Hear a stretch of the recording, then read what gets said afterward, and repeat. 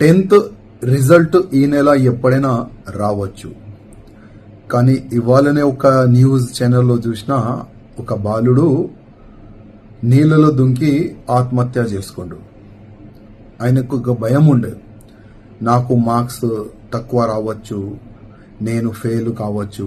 ఆ భయంతోనే ఆయన సూసైడ్ చేసుకుండు. నేను ప్రతి ఒక్క ఫ్యామిలీకి ఒక రిక్వెస్ట్ చేయాలని అనుకుంటున్నాను. ఎక్కువ ప్రెషర్ వేయకండి మన పిల్లల పైన. ఫ్యామిలీ ప్రెషర్ వల్ల, స్కూల్ ప్రెషర్ వల్ల, కాలనీ ప్రెషర్ వల్ల, ఫ్రెండ్స్ ఉంటారు కదా దోస్తులు, వాళ్ళ ప్రెషర్ వల్ల పిల్లలు సూసైడ్ మార్గం చూస్తారు. కానీ సూసైడ్ మార్గం చూసే ప్రతి ఒక్క యువకులకి నా ఒక నివేదిక, మీరు మా దేశానికి ఒక ఫ్యూచర్, మన స్టేట్ కి మీరు ఒక ఫ్యూచర్, దాని గురించి మీరు ఒక ఆలోచన చేయండి.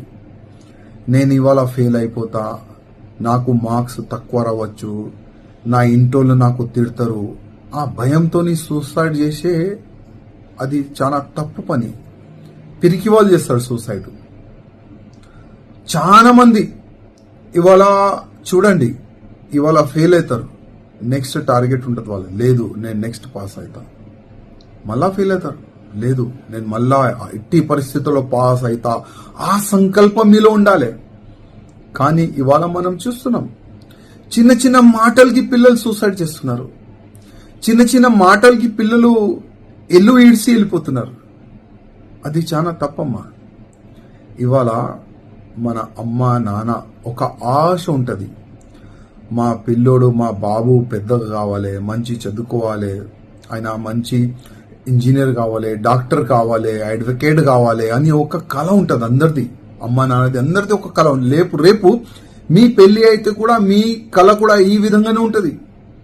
ఒక్కసారి ఆలోచన చేయండి, ఒకవేళ మీ పెళ్లి అయిపోయిన తర్వాత మీ పిల్లలు ఇట్లనే సూసైడ్ చేస్తే ఎంత బాధ కలుగుతుంది. ఒక్కసారి మీ అమ్మ నాన్న ప్లేస్ లో మీరు ఉండి చూడండి, ఎంత బాధ కలుగుతుంది. అందుకోసం యువకులారా దండం పెట్టి రిక్వెస్ట్ చేస్తున్నా, సూసైడ్ మార్గం చాలా తప్పు మార్గం.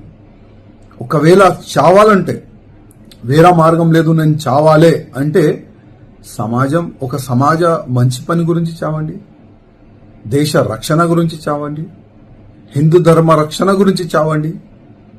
ఒకవేళ ఆ మార్గంలో మీరు చనిపోతే మన సమాజం మీకు యాద పెట్టుకుంటారు, మన హిందూ సమాజం మీకు యాద పెట్టుకుంటారు, మన భారతదేశం మీకు యాద పెట్టుకుంటారు. అట్లాంటి మార్గం మీరు దోలాడండి. కానీ నేను ఫెయిల్ అయిపోతా, నేను చనిపోతా, అట్లాంటి ఆలోచన పెట్టకండి నా యువకులారా. ఇవాళ ఫెయిల్ అయినాం, నెక్స్ట్ మేము పాస్ అవుతాం, అట్లాంటి ఒక సంకల్పం పెట్టుకోవాలి. ఒక మూవీ వచ్చింది 12th ఫెయిల్, ఆ మూవీ చూడండి మీరు. ఆ మూవీలో ఆయన ఎన్నోసార్లు ఫెయిల్ అవుతాడు, కానీ ఆయన సంకల్పం, నేను ఎట్టి పరిస్థితుల్లో ఐపీఎస్ ఆఫీసర్ అయితా, ఆయన సంకల్పమే ఐపీఎస్ ఆఫీసర్ ఆయన అవుతాడు. అందుకోసం నా యువకులారా ప్లీజ్ అనవసరం మీ ప్రాణాన్ని ఇయ్యకండి, మీ ఫ్యూచర్ చాలా బాగుంటుంది. ఒక సంకల్పం తీసుకోండి, ముందుకెళ్ళండి, ఆ దేవుడే మీకు రక్షణ ఉంటారు. ధన్యవాదం.